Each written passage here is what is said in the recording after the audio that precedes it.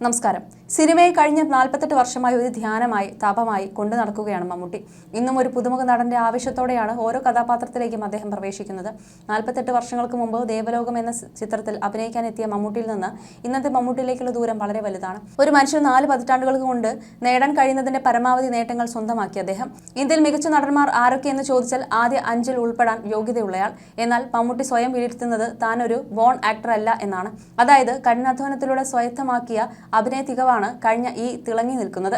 മാത്രമല്ല പ്രായം റിവേഴ്സ് ഗിയറിൽ സഞ്ചരിക്കുന്ന നടൻ എന്ന് കൂടിയാണ് ആരാധകർ അദ്ദേഹത്തെക്കുറിച്ച് പറയാറുള്ളത്.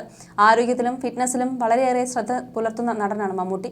ഇപ്പോഴിതാ മമ്മൂട്ടിയുടെ ആഹാര രീതികളെക്കുറിച്ച് പറഞ്ഞ് രംഗത്തെത്തിയിരിക്കുകയാണ് ഡയറ്റീഷ്യൻ നതാഷ മോഹൻ. സമൂഹ മാധ്യമത്തിലൂടെയായിരുന്നു നതാഷ മോഹൻ ഇതേക്കുറിച്ച് വെളിപ്പെടുത്തിയിരിക്കുന്നത്. നതാഷയുടെ പോസ്റ്റ് ഇങ്ങനെ: പ്രോട്ടീൻ, ആരോഗ്യകരമായ കൊഴുപ്പുകൾ, കോംപ്ലക്സ് കാർബോഹൈഡ്രേറ്റുകൾ എന്നിവ ഓരോ തവണത്തെ ആഹാരത്തിലും ഉൾപ്പെടുന്നു.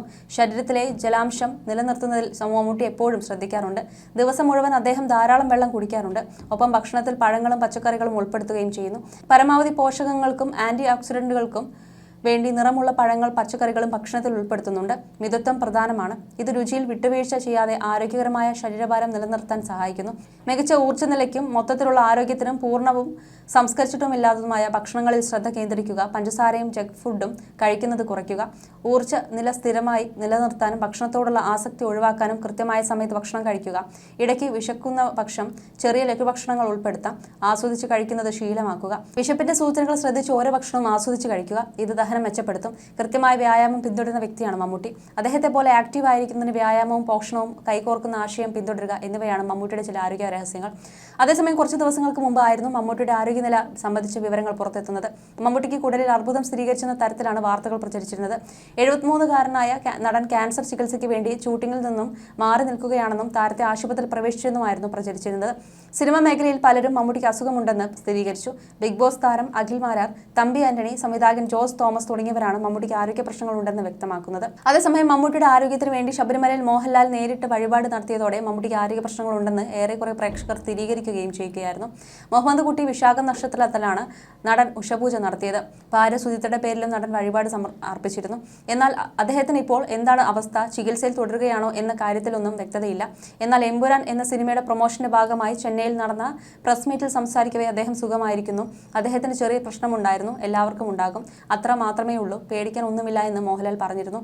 സംവിധായകൻ ജോസ് തോമസ് പറഞ്ഞ കാര്യങ്ങൾ സോഷ്യൽ മീഡിയയിൽ വലിയ രീതിയിൽ വൈറലായി മാറുകയും ചെയ്തിരുന്നു. മമ്മൂട്ടിയെ പോലൊരു മഹാനടന്റെ രോഗവിവരം മറച്ചുവെക്കേണ്ടത് ഒരു സാമാന്യ മര്യാദയാണെന്നത് കൊണ്ടായിരിക്കാം മമ്മൂട്ടി ഈ അടുത്ത കാലത്ത് തുടർച്ചയായി വോമിറ്റ് ചെയ്തുകൊണ്ടിരുന്നു. അതെന്തോ ഒരു രോഗത്തിന്റെ ലക്ഷണമാണ് എന്ന് തോന്നിയിട്ടുണ്ടാവണം പരിശോധനയ്ക്ക് വിധേയമാക്കിയത്. അതിലാണ് കുടൽ ക്യാൻസറിന്റെ ഒരു തുടക്കം റേഡിയേഷനിലൂടെ മാറ്റാൻ കഴിയുന്നത് കണ്ടെത്തുന്നത്. അതാണ് സംഭവിച്ചത്. ഇത് വാർത്തകളിലൂടെ പുറംലോകം അറിയണമെന്ന് മമ്മൂട്ടി ആഗ്രഹിച്ചു കാണില്ല. കാരണം മമ്മൂട്ടി ആരാധിക്കുന്ന സ്നേഹിക്കുന്ന ഒരുപാട് ജനങ്ങളുണ്ട്. അവരുടെ ഉള്ളിൽ ഒരു വേദന ഉണ്ടാക്കേണ്ട എന്ന് കരുതിയാണ്. അത് അസുഖ വിവരം അറിഞ്ഞാൽ അദ്ദേഹത്തിന് ചാൻസ് നഷ്ടപ്പെടുമെന്നറിഞ്ഞത് കൊണ്ടൊന്നുമല്ല. എനിക്ക് പരിചയമുള്ള കാലം തൊട്ട് അദ്ദേഹം മദ്യപിച്ചിട്ടില്ല. ആഹാര കാര്യങ്ങളിൽ കൃത്യനിഷ്ഠയുള്ള ആളാണ്. 85-90 കാലഘട്ടത്തിലൊക്കെ അദ്ദേഹം സിഗരറ്റ് വലിക്കുമായിരുന്നു. ഞാനിപ്പോഴും ഓർക്കുന്നു, ജോൺ പ്ലെയേഴ്സ് എന്ന സിഗരറ്റ് ടിന്നിലാണ് കൊണ്ടുവയ്ക്കാറുള്ളത്. അത് ഇടയ്ക്ക് ഇരുന്ന് വലിക്കുന്നത് കാണാറുണ്ട്.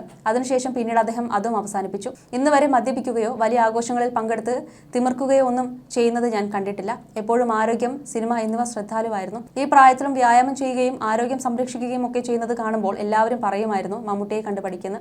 അദ്ദേഹത്തിന്റെ അസുഖത്തിൽ സങ്കടപ്പെടുക ഫാൻസ് മാത്രമായിരിക്കില്ല, അദ്ദേഹത്തിന്റെ അഭിനയസിദ്ധി ആകർഷിച്ചിട്ടുള്ള ആരുമാവാം. ഈ വാർത്ത വന്നതിൽ തെറ്റ് പറയാൻ കഴിയില്ല.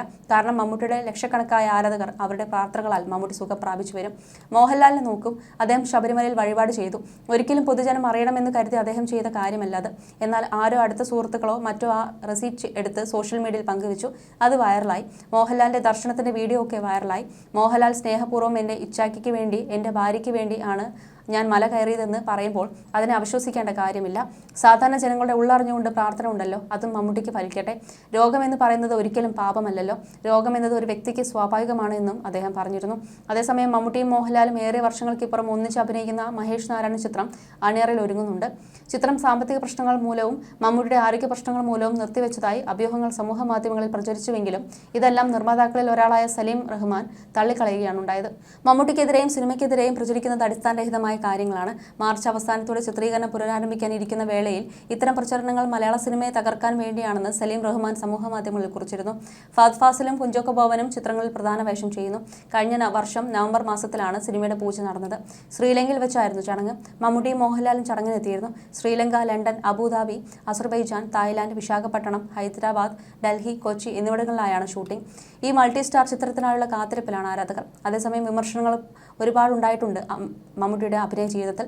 ഈ മനുഷ്യൻ മലയാള സിനിമയ്ക്ക് ദോഷം ചെയ്യുമെന്ന തരത്തിലായിരുന്നു ആക്ഷേപം. എന്നാൽ ന്യൂഡൽഹി എന്ന ഒരു ചിത്രത്തിലൂടെ അദ്ദേഹം എല്ലാത്തിനും മറുപടി നൽകി. ന്യൂഡൽഹിക്ക് ശേഷം മമ്മൂട്ടിക്ക് വർഷങ്ങളുടെ സമയമായിരുന്നു. മോഹൻലാൽ വന്നപ്പോൾ മമ്മൂട്ടി വീഴുമെന്ന് പ്രതീക്ഷിച്ചവർക്ക് തന്നെ ആവർത്തിച്ചുള്ള വിജയങ്ങളിലൂടെയായിരുന്നു മറുപടി. അത് ബോക്സ് ഓഫീസിൽ മാത്രമായിരുന്നില്ല. പൊന്തൻമാട, വിധേയൻ, ഒരു വടക്കൻ വീരഗാഥ, മൃഗയ, അമരം എന്നിങ്ങനെ വ്യത്യസ്തമായ സൃഷ്ടികളിൽ തന്റെ ശക്തമായ സാന്നിധ്യം ജ്വലിപ്പിച്ചു നിർത്തി. കോമഡി വഴങ്ങില്ല എന്നായിരുന്നു മറ്റൊരു ആരോപണം. അടുത്ത കാലത്ത് റെക്കോർഡുള്ള വിജയങ്ങൾ നേടിയിട്ടുള്ള മമ്മൂട്ടി ചിത്രങ്ങൾ മിക്കതും കോമഡി ചിത്രങ്ങളാണെന്നത് അതിനുള്ള മറുപടിയാണ്. ജില്ലാ കളക്ടർ ജോസഫ് അലക്സിന്റെ ശരീരഭാഷ മമ്മൂട്ടിക്ക് എളുപ്പം വഴങ്ങും. എന്നാൽ നിരക്ഷരകുക്ഷിയായ പോത്തുകച്ചവടക്കാരൻ രാജമാണിക്കുമായുള്ള പകർന്നാട്ടത്തിലൂടെ പുതിയൊരു അഭിനയ രീതി കാഴ്ചവെക്കാനും അതൊരു തരംഗമായി മാറ്റാനും മമ്മൂട്ടിക്ക് കഴിഞ്ഞു. ധാർഷ്ട്യം, കൂസലില്ലായ്മ, താൻപോരിമ മമ്മൂട്ടിയെക്കുറിച്ച് പറയുമ്പോൾ അദ്ദേഹത്തിനുണ്ട് എന്നാരോപിക്കപ്പെടുന്ന ചില സ്വഭാവ സവിശേഷതകളെക്കുറിച്ചാണ് ആരുടെയും മനസ്സിൽ ആദ്യം എത്തുക. എന്നാൽ അത് അഹങ്കാരമല്ലെന്നും അഹങ്കാരമെന്ന് മറ്റുള്ളവർക്ക് തോന്നാത്ത വിധത്തിലുള്ള ആത്മവിശ്വാസമാണെന്നും മമ്മൂട്ടി പറയുന്നു.